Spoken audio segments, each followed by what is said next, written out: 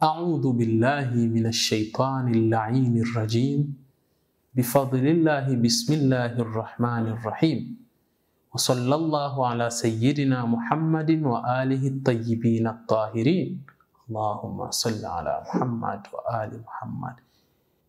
Insha Allahu taala tutaangalia kifo na mauti yaliyomkuta Imam Ali alayhi salam. Imam Ali alayhi salam alipofikisha umri wa miaka 63, alipofikisha umri ambao ni umri aliyotakiwa kuaga dunia, kwa sababu siku zote sisi tupo duniani na kwa Mwenyezi Mungu ndipo tutakaporejea. Alipofika katika umri huo, Imam Ali alayhi salam alifanya mambo yake kama kawaida, lakini kwa bahati mbaya kiongozi wetu shupavu, kiongozi wetu mashuhuri, kiongozi wetu mwenye kila sifa ya kuitwa kiongozi aliweza kuuawa katika kulingania dini ya Mwenyezi Mungu Subhanahu wa Ta'ala. Lakini tuangalie kifo cha Imam Ali kilitokeaje na kilisababishwa na nini? Imam Ali alayhi salam, tarehe kama ya leo, tarehe 19 ya mwezi wa Ramadhan, ni siku ambayo Imam Ali alipigwa upanga msikitini akiwa anaswalisha. Imam Ali ni siku ambayo Waislamu tulikuwa na huzuni. Kwa nini alipigwa upanga alipokuwa anaswalisha? Kwa nini alipigwa upanga siku kama ya leo?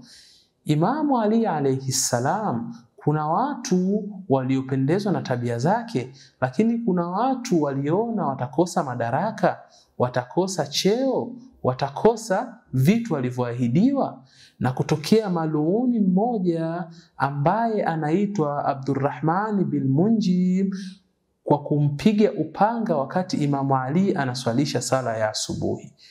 Hii inaashiria nini? Hii inaashiria kwamba wale watu waliomuua Imam Ali alayhi salam, au huyo bwana Abdurrahman bin Munjib la'natullahi alayhi, alipokwenda kumuua Imam Ali, alienda kwa nia na kwa kudhamiria, na sio kwa nia na kudhamiria tu, ni kwamba alionekana, ni kwamba alipewa kitu kilichomfanya kimuua Ali alayhi salam. Na kitu hicho ni nini? Kulikuwa kuna mwanamke waliyempenda, na mwanamke yule akasema, mahari yangu mimi iwe ni kichwa cha Imam Ali, basi sitaki kitu chengine. Basi Abdurrahman akamwambia hilo ni swala dogo sana. Inasemekana kwenye historia alikuwa na upanga wake alionoa kwa muda wa siku 40 na kuupaka sumu. Upanga ule ulikuwa ni mkali kiasi ambacho aliamini atakapofanya vile atamkata kichwa chote na kummaliza. Lakini wakati Imam Ali kaingia kwenye swala, anaswalisha swala ya asubuhi, kwenye rakaa ya kwanza Imam Ali anaenda kwenye sujudu ya kwanza, anainuka, anakwenda sujudu ya pili. Imam Ali, bwana yule aliinuka na kuchomoa upanga na kumkata kwenye kichwa chake. Alimpiga kwenye kichwa chake katikati mpaka kwenye fuvu likapasuka. Imam Ali hakuweza kuendelea kusalisha tena, hakuweza kuendelea na ibada ile. Alichofanya Imam Ali alayhi salam ni kutulia. Watu walivyoona vile, baadhi walibaki kumsaidia Imam Ali, baadhi walimkimbiza na kumkamata Abdurrahman bin Munjib la'natullahi alayhi. Na alipoletwa mbele ya Imam Ali anaulizwa, tumfanye nini huyu bwana?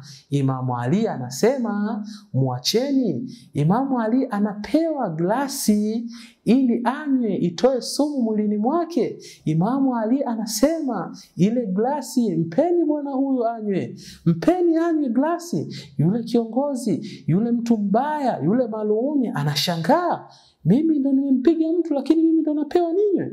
Lakini hakuwa na shida, akanywa. Lakini Imamu Ali alayhi salam aliugua usiku wa kwanza wa 19, aliugua usiku wa pili wa tarehe 20 mpaka usiku wa tatu wa tarehe 21 ya mwezi mtukufu wa Ramadhani, ndiyo usiku wa kifo chake, ndiyo sehemu ambayo kifo chake kilitokea. Ni huzuni kwa Waislamu, ni huzuni kwa sisi ambao tunasema ni mashia wa Imamu Ali bin Abi Talib.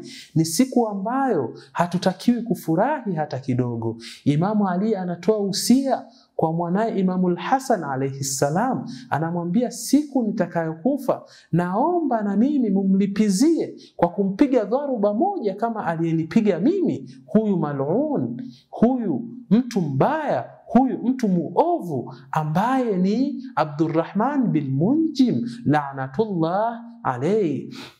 Kwa kufikia hapo tunaona fika huzuni iliyotukuta sisi mashia wa Ali bin Abi Talib. Tunaona fika mambo yaliyotusibu sisi mashia wa Ali bin Abi Talib. Kwa hiyo ni siku yetu ya kuhuzunika, ni siku ya kuonyesha huzuni, ni siku hatutakiwi kuwa na furaha, ni siku tunaotakiwa kuwa na majonzi. Kwa kufikia hapa, napenda kuwashukuru wasikilizaji na wapenzi watazamaji.